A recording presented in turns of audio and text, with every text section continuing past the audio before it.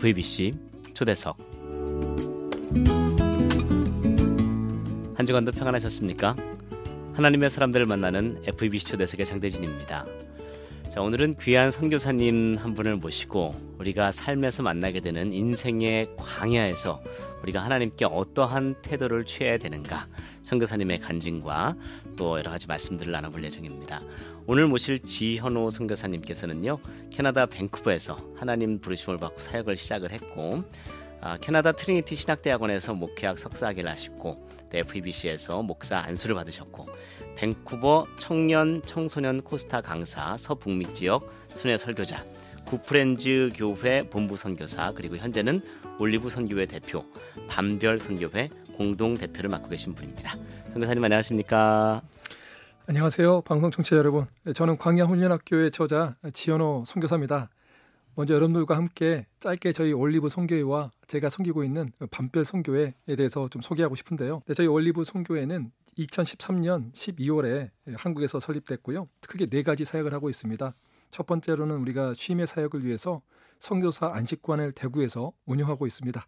같은 선교사 출신으로서 한국에 왔을 때 오갈 곳이 없는 분들을 자비량으로 섬겨드리고 있습니다. 두 번째로는 저희는 기도 사역을 하고 있습니다.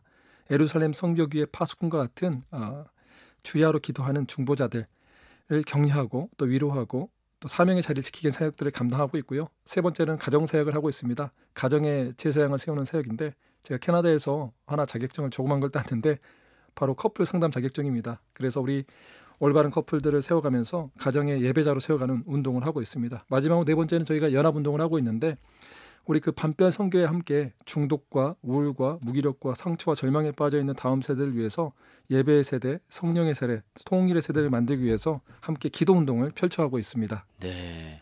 지금 이렇게 많은 사람들을 섬기고 세우는 귀한 사역을 하시는데 처음 예수님을 어떻게 만나셨나요? 예, 제 삶 가운데 많은 어두운 일들이 있었습니다. 먼저 저희가 아버지가 돌아가셨고요. 네. 40일 기도 작전 기도를 했는데 그 응답이 아버지의 좀 죽음이었어요. 그리고 작전 기도를 선교사님이 하셨고요. 네, 제가 스스로 중학교 2학년 때 아버지를 위해서 할 수 있는 게 작전 기도다 생각을 하고 했었는데, 네. 제 기대와 다른 결과를 보고 좀 많이 당황을 했었습니다. 두 번째로는 저희 어머니가 이제 저희 큰애 삼촌을 위해서 신장 이식 수술을 하게 되었는데, 어머니는 그 신장 이식 수술을 통해서 그 결과 저희 외삼촌은 살리셨지만 저희 어머니는 2년 동안 지팡이를 짚고 다니는 장애인이 되셨거든요. 네. 그래서 그 하나님의 십자가 복음에 대해서는 제가 이해할 수 없었고요. 또 방황하고 있는데 제 동생마저 대학교 입학식 날 음주운전 차량에 치여서 이렇게 참 이해할 수 없는 죽음을 당하게 되었습니다.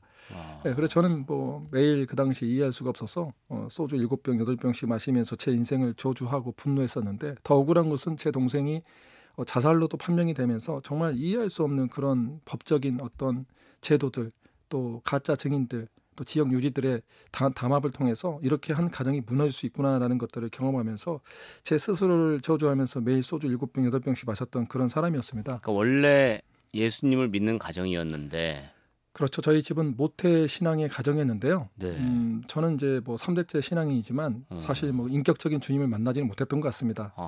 그래서 그런 어떤 아버지의 죽음, 어머니의 수술, 동생의 죽음이 저한테는 받아들일 수 없는 상황이었고, 그것을 이제 풀 수 있는, 해결할 수 있는 방법이 없으니까 중독이라는 곳에 빠졌던 것 같습니다. 그 일평생 지금 말씀하신 어려움 중에 하나만 내 인생에 다가와도 그냥 주저앉거나 절망하거나 너무 힘들게 느껴질 텐데, 정말 욥의 고난을 연상케 하네요. 동시다발적으로 모든 가족이 떠나게 되는 아픔을 겪으셨는데, 지금 어쨌든 그 중독 과정을 주님의 은혜로 잘 극복을 하셨기 때문에 극동방 스튜디오에 지금 와 계신 거거든요. 맞습니다. 네. 자, 좀 긴 얘기지만 네. 우리 방송가족 여러분들께 하나님의 은혜를 좀 증거해 주시죠. 네, 저는 제가 제일 싫어하는 사람이 공동체에 민폐를 끼치는 사람입니다. 네. 그런데 제가 스스로 그렇게 되어버렸고, 항상 오물 냄새 나는 사람, 또 쓰러져서 구토하고 토사물 위에 뒹굴뒹굴 제가 토해놓은 토사물 위에서 아무것도 할 수 없는 그런 무기력한 존재가 되었을 때 주님이 저를 버리시지 않고 찾아와 주셨습니다. 하나님의 이야기는 참 신비로운 것 같습니다. 제가 생각지도 못한 하나님이 숨겨놓은 하나님의 호의들이 제 인생 가운데 많이 있었더라고요. 네. 그중에 대표적인 사건이 제가 다녔던 모 교회의 부목사님께서 가장 기도를 오래 하셨던 분인데, 그분이 하나님의 감동을 받고 저를 찾아오셨고, 1대1 양육을 시켜주면서 네. 저를 끌어안고 울어주셨는데 그때 제가 살인 충동이 없어지고 그 큰 사랑이 살인 충동과 분노를 죽이는 역할을 하게 되었습니다. 그리고 나서 물론 예수님을 인격적으로 믿지는 않았지만 7년이 지난 뒤에 저는 예수님을 극적으로 캐나다에서 믿게 되었습니다. 그 네. 과정 중에 가장 중요했던 분이 저희 어머님이었는데요. 7년 동안 하루도 빠지도 않고 저를 위해서 제 구원을 위해서 매일 기도해 주셨습니다. 야, 그러니까 어머님의 기도는 땅에 떨어지는 법이 없다고들 하는데 예. 세상 사람들은 다 포기한 하루에 술을 7병이나 마시고 정말 인사불성이 되는 것을 매일매일 그렇게 살던 아들을 위해서 기도한 어머니의 기도가 응답이 됐군요. 네, 참 전 어머니를 만나는 게 하나님의 큰 선물이자 축복이라고 믿고요. 네. 하나님께서 어머니의 기도를 듣고 긍휼을 베풀어 주셨다고 저는 믿고 있습니다. 지금 이 긴 이야기를 이렇게 짧은 시간에 압축한다는 것이 한계가 있기 때문에 사실 우리 선교사님 제가 간증을 예전에 영상에서 보고 많이 도전과 은혜를 받았었는데 또 유튜브나 여러 매체들에 소개가 돼 있으니까 방송가족 여러분들도 한번 참고하시면 좋겠다는 생각이 듭니다. 지현호 선교사님의 지금 간증이십니다. 예수님을 다시 뜨겁게 인격적으로 체험하고 영어가 조금 약하셨던 것으로 제가 들었는데 우리나라도 아니고 캐나다에서 목회학 석사를 하셨단 말이에요. 그건 어떻게 된 거예요? 이 계기가 있는데요. 네. 저는 사실 선교사가 되고 싶지도 않았고 목회자가 되고 싶지도 않았습니다. 네. 근데 하나님께 제가 구원을 받았잖아요. 네. 구원을 받았으면 성령 하나님이 제 인생을 이끌어 가시더라고요. 아하. 제가 아니고 성령님이시더라고요. 돌이켜 보니 네. 그래서 제가 제일 못한 게 영어입니다. 근데 왜 영어를 통해서 캐나다 신학교로 저를 보냈을까? 네. 저는 사실 이렇게 먼저 이야기하고 싶어요. 제가 제일 하고 싶었던 게 어릴 때 불의한 것을 보지 못했는데 네. 그렇기 때문에 제가 법학을 공부했던 이유가 거기에 있었고 사법고시를 합격하고 싶었던 이유가 거기에 있었습니다. 어려운 사람들을 법률적인 서비스를 통해서 도와줘야지 네. 라고 생각했는데 주님의 생각은 제 생각과 달랐습니다. 어허. 어떤 경우냐면 한 가지 예를 들자면 이럴 것 같아요. 2000년도에 제가 제주도로 단기 선교를 가게 됩니다. 네. 법학 공부하고 있을 때였는데 사법고시를 준비할 때 저희 어머님이 우리 교회에 단기 선교 비용을 먼저 제 허락도 없이 내놓은 거예요. 리턴도 안 된대요. 환불도 안 된대요. 무조건 가야 되는군요. 네, 무조건 가야 돼서 2인 1조로 거지 전도 여행했는데 네. 한 여름에 가는 전도 여행이었습니다.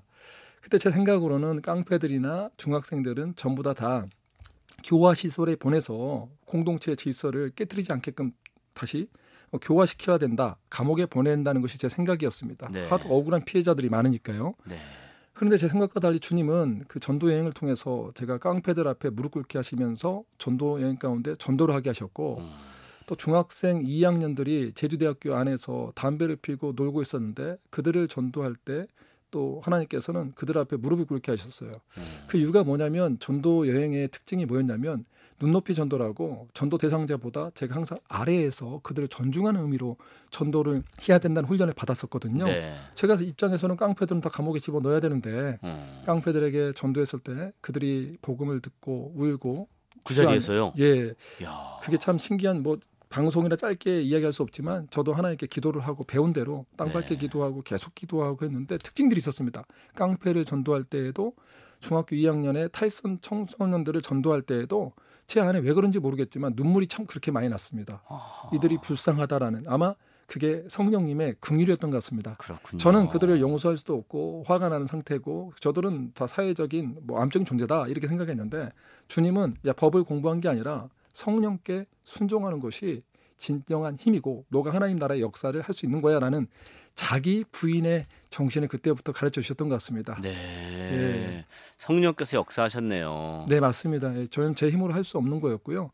저는 하나님의 뜻과 제 뜻이 달랐을 때 내 뜻을 포기하는 것 이것이 바로 제자도의 첫 걸음이라고 성경에 말한 것을 그대로 믿습니다. 그래서 제가 선교사와 목회자로 헌신하게 된 동기도 제 뜻과 달랐지만 성령 하나님의 인도하심에 따라 그 길이 맞다면 아멘하고 순종하겠습니다라고 갔던 곳이 바로 캐나다 트리니티 신학대학원이었습니다. 그래서 그 어려운 과정, 영어가 조금 부족하다고 지금 고백하셨지만 신학은 얼마나 더 어렵겠어요. 영어를 하려면은. 많이 부족했습니다. 제가 네. 제일 못한 게 영어예요. 구원 받았음에도 불구하고 그 세속적인 기질은 여전히 교육과 훈련이 필요하기 때문에 주님이 그쪽으로 보냈습니다. 저와 같이 모든 우리 신자들은 그런 훈련들이 필요합니다. 네.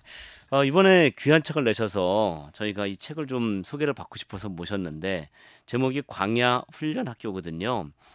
소제목이 홍해를 건너고 광야를 통과하는 방법.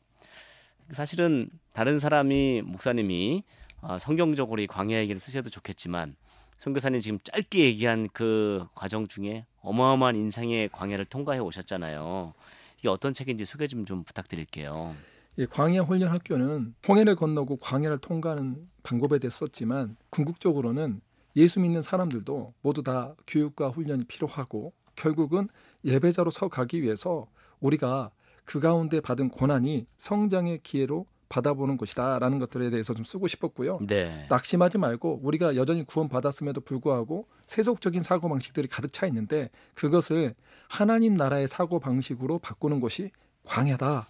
그래서 정말 낯선 땅 가운데 있는 디아스포라 동포들 네. 또한 초신자분들, 가난한 성도분들이 정말 진짜 하나님의 의도와 그 마음과 생각과 사상과 철학을 배우면 너무 좋겠다라는 그런 마음으로 쓰게 되었습니다. 네.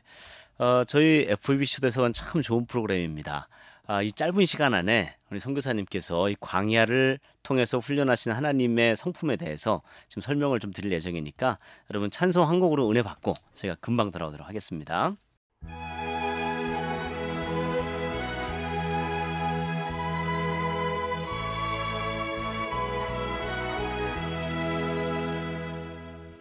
험한 시험물 속에서 나를 건져주시고 노함풍 낭신하도록 나를 숨겨주소서. 주여 나를 돌보시사 주시고 험한 풍파시라도록 나를 숨겨주소서. 권세 능력 무한하사 모든 시험 이기고 풍랑까지 다스리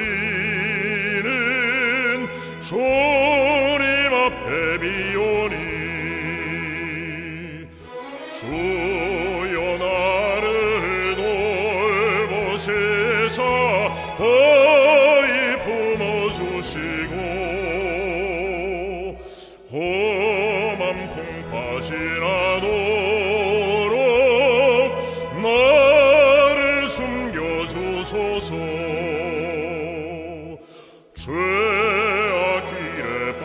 이 몸 캄캄한데 헤매며 부르시는 나의 원 들으소서 내 주여. 주여 나를 돌보시사 거의 품어주시고 험한 풍파시라도록 나를 숨겨주소서.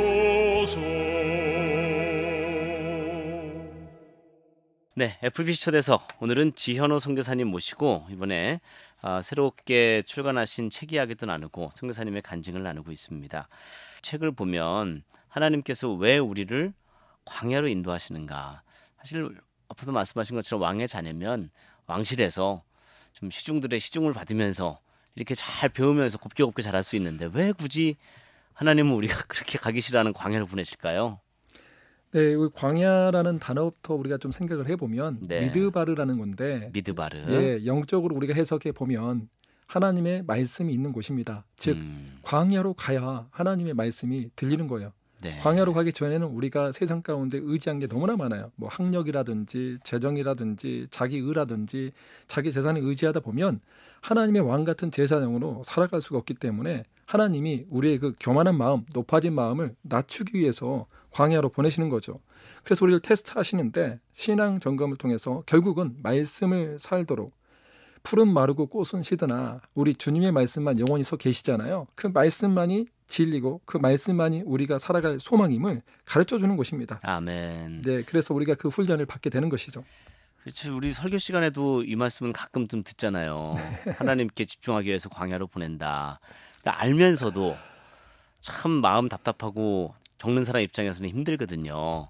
지금 이 방송 듣는 분들 중에 아이고 선교사님 제 인생이 지금 광야 한가운데입니다. 저는 지금 광야 시험을 겪고 있습니다. 하시는 분들이 있을 수 있거든요. 선교사님이 광야에서 생존할 수 있는 4가지 하나님의 생존 전략이 있다고 지금 하셔서 제가 귀가 번쩍 뜨였어요. 소개 좀 해주세요. 네, 저는 이제 뭐 홍해에서 4가지, 광야에서 5가지에서 책에서는 총 9가지 원리들을 썼는데요. 그렇군요. 뭐, 예, 짤막하게 이야기하자면은 네. 뭐 홍해에서는 우리가 앞뒤로 진짜 죽을 수밖에 없는 상황이거든요. 그렇죠. 그러니까 어떤 문제도 해결할 수 없는 상황 가운데 가장 중요한 게 믿음으로 자기 자리를 지키는 훈련입니다. 아하. 두려움이 닥쳐도 우리 두려움이 온다는 것은 자연적인 인간의 반응인데요. 네. 두려움을 막을 수는 없지 않습니까? 네. 두려움 가운데 원망할 것인가 기도할 것인가 우리는 항상 이 선택의 기로에 서 있습니다. 네. 그럴 때 믿음으로 자기 자리를 지키면서 예배의 자리 하나님께 주셨던 우리에게 맡기신 삶의 자리를 지키는 것이 얼마나 중요한지 모릅니다. 고난을 만날 때 일단 그 자리를 지키는 것이 가장 중요하죠. 중요하군요. 예, 저희 어머니의 예를 들어보자면 저희 어머니가 1997년도에 홍해가 있었을 겁니다. 왜냐하면 남편은 일찍 뭐 이렇게 죽었지 또 한 자식도 불의의 사고로 죽었지 또 한 자식은 뭐 술 중병에 됐는데 얼마나 힘들겠습니까? 네. 그런데 예배의 자리를 지킨다는 것은 정말 도전적인 것이었습니다. 많은 사람들이 너는 왜 예수를 믿는데 남편이 이렇냐? 너는 예수를 믿었는데 왜 자식이 죽었냐? 너는 예수를 믿었는데 왜 한 자식은 술 중병에 됐냐? 야, 네 인생이 저주 자체다. 이런 모멸적인 말을 들었을 때에도 네. 저희 어머니는 눈물을 머금고 예배의 자리를 지키셨습니다. 네. 그 예배의 자리를 지키면서 정말 우리 인생 가운데 인생의 희노애락 가운데 가장 중요한 게 뭔지를 삶으로 보여주셨던 것이죠. 하나님은 그런 예배를 가장 기뻐하셨어요. 네. 믿음으로 자리를 지키는 것은 우리 주님을 가장 빛나게 하는 우리의 모습인 거예요. 아멘. 왜냐하면은 생각해 보세요. 우리가 큰 건물을 짓고 많은 재정을 이루고 세상적으로 성공을 했을지라도 그때 풍부할 때 주님을 높일 수 있는 것은 믿지 않는 사람도 할 수 있을 겁니다. 네. 그러나 우리가 구별되고 확실하게 선명한 빛으로 주님을 높일 수 있는 유일한 방법은 바로 극심한 고난 가운데서도 내 인생의 주와 왕이 있다라고 선포하는 것입니다. 아멘. 그건 아무나 할 수 없습니다. 생명 있는 사람만이 할 수 있는 것이고 그것을 통해서 하나님을 가장 영화롭게 할 수 있다고 저는 믿습니다. 네. 첫 번째. 네, 믿음의 자리, 예배의 자리를 아무리 힘들어도 지켜내야 된다. 맞습니다. 네. 그리고 그다음에 또 어떤 게 있을까요? 자기 자리를 지킨 사람들은 우리가 문제에 집중하면 안 됩니다. 뭐 광야에서도 똑같은 원리인데요. 네. 문제에 집중하다 보면 우리는 상황 탓, 환경 탓을 너무나 많이 하게 됩니다. 네. 상황 탓, 환경 탓 하면서 우리의 분열을 더 조장하고요. 공동체가 깨지는 일들이 참 많이 일어나게 되는 것이죠. 그때는 뭐 상황 탓, 환경 탓 할 게 아니라 우리가 약속해 주신 하나님의 비전을 붙잡는 거예요. 아멘. 비전을 주신 분도 하나님이시면 비전을 이루신 분도 하나님이에요. 아멘. 그래서 우리가 그것을 붙잡았을 때 소망이 생기는 거예요. 네. 믿음이 생기고 열정이 생기고 기도가 생기는 건데 문제를 묵상할 시간에 문제를 회피하라는 게 아니에요. 문제를 직면했을지라도 하나님의 비전의 약속을 붙잡고 나가는 것이 신앙의 본질이라는 것이죠. 아멘. 네. 그리고 나서 우리가 세 번째 원리는 믿음으로 침묵하는 것입니다. 왜 믿음으로 침묵해야 되는가? 우리가 위기 가운데 이야기를 하면 좋은 이야기 하나도 안 나갑니다. 불평이 나오죠. 예, 그래서 교육학자인 로렌스 피터 박사님 이렇게 말합니다. 네. 너가 화가 날 때 이야기해라. 인생의 최악의 연설이 될 것이다. 아하. 이게 무슨 말이냐면 영어로 anger라는 단어가 화잖아요. 네. A-N-G-E-R 화. 그런데 그때 말을 하면 D라는 철자가 붙어서 danger, 위험에 빠진다. anger가 danger가 된다는 것처럼 네. 화가 날 때 말을 하면 우리는 모든 것들이 위험에 빠지게 됩니다. 아하. 그럴 때 우리는 어떻게 해야 될까요? 저는 이 원리를 통해서 어떻게 했냐면 저희 집이 관계 문제, 재정 문제, 건강 문제, 교육과 진로의 문제가 동시다발적으로 왔을 때 네. 가정의 제사장인데 너무 창피하고 부끄럽고 미안한 거예요. 그때 참 많이 눈물을 흘렸는데 집 앞에서 우리 망하게 되었다라면 가족들 모두가 사기가 죽을 거 아닙니까? 그렇죠. 분명히 하나님께서 우리를 약속의 말씀에 따라 캐나다로 옮기셨는데 우린 망하게 생겼어. 우리는 지금 당장 먹을 곳이 없어. 이렇게 한다면 다 낙심할 거예요. 저는 그래서 어떻게 했냐면 학교 제일 구석대기에 있는 곳에 가서 자동차를 몰고 와서 거기 주차장 제일 외진 곳에서 혼자 펑펑 울면서 하나님 앞에 기도했습니다. 하나님 보십시오. 내가 하나님의 사명자인데 망하게 생겼습니다. 우리 가족 책임져 주시지 않겠습니까? 하나님 이름이 더럽혀질까 봐 두렵고 하나님 조롱하는 소리들이 너무나 화가 납니다. 네. 내가 못 먹고 뭐 그런 것은 괜찮을 수 있겠지만 이거 주님의 이름과 명예가 달린 문제이니 하나님 속히 해결해 주십시오라고 정 많이 울었었습니다. 네. 근데 하나님이 이런 기도에 다 응답해 주셨어요. 아멘. 결국 이 세 가지 원리, 자기를 자리를 지키고 주님의 약속의 말씀을 붙들고 세상이 아닌 하나님 앞에 눈물을 흘리며 토설 기도했을 때 하나님은 홍해를 반드시 갈라 주십니다. 아멘, 아멘. 자, 지금 주신 말씀들은 교회 생활 오래 하신 분들은 한 번쯤은 다 들어봤음직한 얘기인데 네네. 우리 선교사님과의 차이점은 이걸 삶으로 직접 경험하시고 그 과정을 좀 통과하셔서 먼저 통과하신 분이 주신 조언이라 더 무게가 있는 것 같습니다. 아무리 어려워도 불평, 불만을 입에 담지 말고 예배 자리를 지키고 그리고 믿음으로 침묵하고 너무너무 오늘 도전이 되는 말씀입니다. 근데 방금 이제 우리가 망하게 됐습니다. 하나님하고 토설을 하셨던 것처럼 요즘에 돈 문제로 인해서 고민하는 기도 제목들이 많이 들어오거든요. 이제 광야에서 하나님이 만나와 메추라기를 먹이신 것은 알겠는데 오늘 우리 가정에 지금 당장 오늘 만나가 필요하고 메추라기가 필요한데 막막하신 분들이 있을 거란 말이죠. 그런 분들에게는 어떤 조언을 주시겠어요? 광야에서 가장 중요한 게 다시 한번 말씀드리지만 자기를 부인하는 신앙입니다. 네. 하나님의 뜻과 내 뜻이 상충되었을 때 내 뜻을 포기하고 하나님을 믿고 따라가는 자.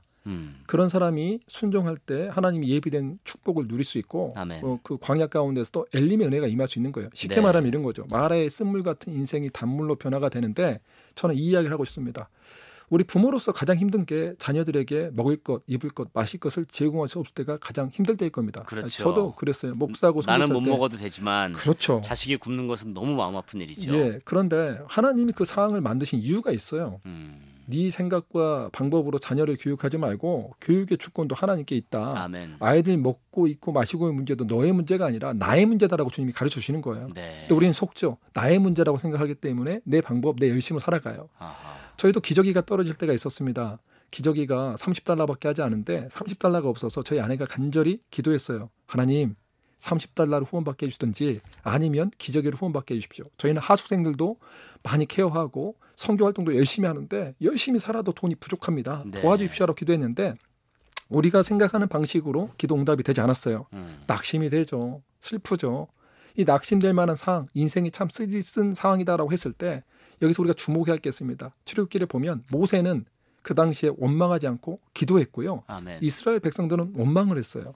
원망이냐 기도냐 항상 우리는 광야에서 이 선택의 기로에 있습니다. 네. 이럴 때 우리가 기도를 하잖아요. 그러면 하나님이 기도할 때 문을 열어주십니다. 아멘. 모세가 간절히 기도하니까 나무가 보입니다. 나뭇가지를 가지고 작은 순종 쓴물에다가 나뭇가지를 던지니까 단물이 됐거든요. 아멘. 이건 정말 이해할 수 없는 상황이에요. 네. 모세같이 왕궁의 최고의 엘리트 교육 받은 사람이 나뭇가지를 던졌다? 그는 왜 그렇게 할 수 있었냐면 40년 동안 광야 생활을 먼저 했기 때문입니다. 그렇군요. 그렇기 때문에 자기를 부인할 수 있었고 주님이 말씀하시면 바로 순종했던 거예요. 아멘. 순종하니까 역사가 일어난 거예요. 저희도 마찬가지예요. 저희도 어떤 경험을 했냐면 이제 기도 모임에 가는데 아내가 낙심이 되지만 하나님께서 감동을 주신다고 쇼핑센터에 차를 멈추라는 거예요. 갑자기. 예, 저는 너무 미안했죠. 가장으로 창피했죠. 여보 미안한데 내가 가지고 있는 돈은 20달러인데 그중에 10달러는 주유비로 써야 되고 10달러가 포인트가 있지만 아무리 합쳐도 현금화할 수 있는 것은 20달러밖에 되지 않아. 너무 미안한데 우리 기저귀 못 산다. 내가 너무 미안하다 했는데 아내가 하나님께서 감동을 주신다고. 근데 감동 주신다면 순종해야 되지 않겠습니까? 그렇죠. 순종하고 쇼핑센터에 차를 내려주고 기다렸는데 아내가 웃다가 울면서 뛰어오는데 기저귀 2박스를 들고 뛰어오는 거예요. 이유를 물어보니까 기저귀가 10달러에만 3박스만 10달러에 팔고 있다는 거예요. 갑자기. 예. 제가 뭐 캐나다 생활 10년 동안 그건 처음 봤는데 3박스를 10달러만 팔고 있는데 그 2박스를 갖고 오면서 저희가 이렇게 회개했죠. 하나님 우리가 앞으로 하나님을 제한하지 않겠습니다. 우리는 돈이 필요했고 아니면 기저귀가 필요했는데 하나님은 우리가 가지고 있는 것으로 우리가 순종했을 때 예비된 축복을 누릴 수 있음을 오늘 보았습니다라는 것들을 고백해 됐죠. 그러니까 우리가 하나님을 제한하면 안 돼요. 우리의 이성과 경험이 어떠할지라도 세속적인 어떤 전문가가 있을지라도 그분들의 의견을 무시하라는 게 아니라 하나님이 감동 주신 게 있다면 그럴지라도 하나님의 뜻에 순종하면 하나님이 예비된 축복을 우리가 받을 수 있는 거예요. 아멘. 예가 타는 것은 우리가 아니라 사실 하나님이세요. 야. 하나님이 예가 타시는 거예요. 너 왜 내가 지금 순종하면 내가 너 기어서 오라 하면 여기 예비된 게 있는데 왜 안 와? 라고 주님이 답답해 하시는 거예요. 관점의 전환이네요. 그렇죠. 우리 아버지의 마음을 우리가 그래서 알아야 되는 거예요. 내가 내 인생 안 풀리는 걸로 힘들어하는 것보다 아버지 하나님이 나를 보고 더 안타까워한다. 그렇죠. 그게 광야예요. 광야는 우리 아버지가 더 안타까워하세요. 왜냐하면 우리를 정말 왕 같은 제사장으로 왕의 군대로 삼으려고 이렇게 훈련을 시키는데 아멘. 우리는 그 힘들고 고통에만 집중하다 보니까 아버지의 축복을 약속을 못 받고 있는 것이죠. 그렇군요. 또 한 가지가 있어요. 제가 영어를 제일 못한다고 했잖아요. 영어를 제일 못하는데 영어 설교를 준비할 때 3박 4일을 거의 날 새서 준비를 했단 말이에요. 네. 20분짜리 설교를 위해서. 그러게 밤새 기도하고 또 준비하고 있는데 이런 음성이 들린 것 같았어요. 현우야 너 참 열심히 한다 라고 했을 때 기분이 좋았죠. 하나님 칭찬해 주시는 것 같아서 주님 내가 이렇게 최선을 다합니다. 영어는 못하지만 하나님께 순종하는 종 아니겠습니까? 라고 자부심이 있었는데 네. 갑자기 이게 잘못 들었나? 하나님께서 이런 마음 주신 것 같아요. 너가 지금 하고 있는 요한 1서 3장 14절로 22절의 본문이 아니라 골로새서 2장 6절로 7절의 말씀을 가지고 설교하면 어떠겠니? 갑자기. 예, 갑자기 이런 감동이 있어서 제가 우리는 내적인 음성을 들을 수 있고 하나님의 음성을 들을 수 있고 마귀의 소리를 들을 수 있잖아요. 네. 제 스스로 결단하기를 이거는 마귀의 소리다. 내가 지금 며칠 밤을 새워서 이렇게 준비한 네, 설교인데. 그럼요. 네. 나사렛 예수 그리스도 명하니 나가라 했는데 안 나가고 마음이 찝찝한 거예요. 그리고 밤을 새고 나서 아침에 이제 저는 하나님의 뜻과 내 뜻이 달랐을 때 우리 인간적인 반응은 뭐냐면 요나가 되는 거예요. 내 뜻이 아니면 도망가 버리거든요. 맞아요. 저는 눈을 감고 요나처럼 뱃속에 깊은 곳에 내려가 자버렸어요.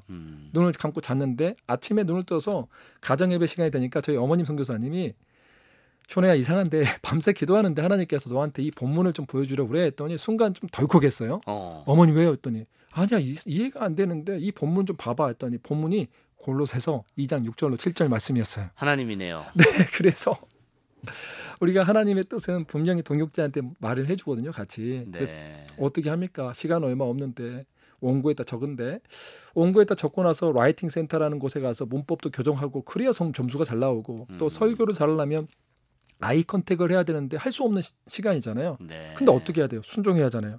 순종하면서 콩글리시를 가지고 설교를 했습니다. 네. 눈도 마주치지 못하고 원고를 떠듬떠듬 읽었습니다. 네. 눈을 들어봤더니 반 전체 분위기가 이상한 거예요. 백인 전도사님들이 다 울고 있고 교수님도 눈물을 막 닦고 있고 그러면서 너무 고맙다고 너무 귀한 설교를 해줘서 고맙다고 하는데 제가 그때 빼온 게 있습니다. 비록 학점은 좀 깎일 수밖에 없죠. 아이 컨택을 하지 못했으니까. 네.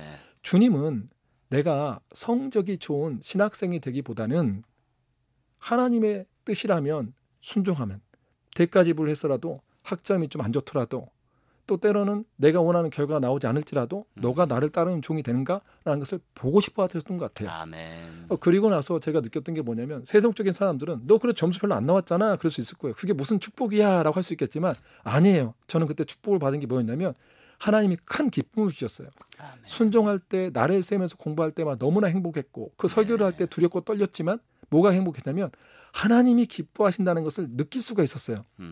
하나님이 기뻐하시고 하나님의 이름과 명예가 높아진다면 그만큼 큰 축복이 어디 있습니까? 맞습니다. 비천한 인생 가운데 내가 하나님을 영화롭게 할 수 있고 하나님 마음에 들었다면 그게 최고 아니겠습니까? 맞습니다. 그런 것들이 우리가 말의 쓴물이 단물이 되기 위해서는 우리가 십자가를 져야 되는데 그 십자가는 우리 일상에 있고 일상의 작은 순종이 모여서 그 십자가 복음의 삶을 살아갈 수 있다라는 것이죠. 아멘, 아멘. 네, 선교사님 간증이 워낙 많으셔서 모든 주제마다 간증이 다 담겨 있으신데 송구하지만 이제 또 벌써 마칠 시간이 됐어요. 이렇게 시간이 짧습니다. 자, 오늘 방송 가족 여러분들을 위해서 지현호 선교사님께서 이번에 지금 설명하신 이런 내용들을 포함한 광야 훈련 학교라는 책을 10권을 가지고 오셨습니다. 방송 가족 여러분들께 선물로 드릴 예정이니까 지금 방송 들으시고 감동되시는 분들 샵 1069 짧은 글 50원, 긴 글 100원의 유료 문자로 청취 소감 남겨주시면 방송 마치고 총 10분 선정해서 이 책을 보내드리도록 하겠습니다. 마무리하기 전에 우리 방송 가족 여러분들께 남기고 싶은 말씀 있으시면 한 말씀 주시죠. 한국 사회가 깊은 광야로 가고 있습니다. 그래서 낙심한 성도들을 볼 때마다 저도 눈물이 납니다. 이런 분들이 영적인 질서 안에서 정말 생명의 말씀을 제대로 받게 된다면 얼마나 행복할까? 아멘. 얼마나 기쁠까? 저도 몰라서 많이 헤맸지만 저를 반면교사 삼아서 우리 왜 하나님의 말씀이 지금도 여전하게 유효하고 그 말씀이 우리에게 생명의 양식이 되는지를 깨닫으면 좋겠습니다. 여러분, 광야는 우리가 축복받은 선택받은 장소이자 새로운 시작이고 고통의 현장이 아니라 영광의 무대인 것을 꼭 기억하시길 바랍니다. 하나님은 여러분을 너무 사랑하기 때문에 성령 하나님이 여러분을 광야로 인도하셨고 왕 같은 제사장으로 지금 빚어가고 있다는 것을 명심하십시오. 하나님은 여러분을 사랑하십니다. 아멘. 네, 젊은 시절을 말 그대로 누가 봐도 아주 극심한 광야 한가운데서 믿음으로 우뚝 선 우리 지현호 선교사님의 힘있는 간증이셨습니다. 말씀드린 것처럼 총 10분께 책을 보내드릴 수 있으니까 여러분 청취 소감 남겨주시면 되겠습니다. 지금까지 광야 훈련학교라는 책을 지으신 우리 지현호 선교사님 모시고 귀한 은혜의 간증과 또 말씀을 나눠봤습니다. 선교사님 감사합니다. 네, 감사합니다. 네, 제작 진행에는 장대진이었습니다. 지금 극동방송을 듣게 하세요. 기적이 일어납니다. 우리는 지금 생명을 전하고 있습니다.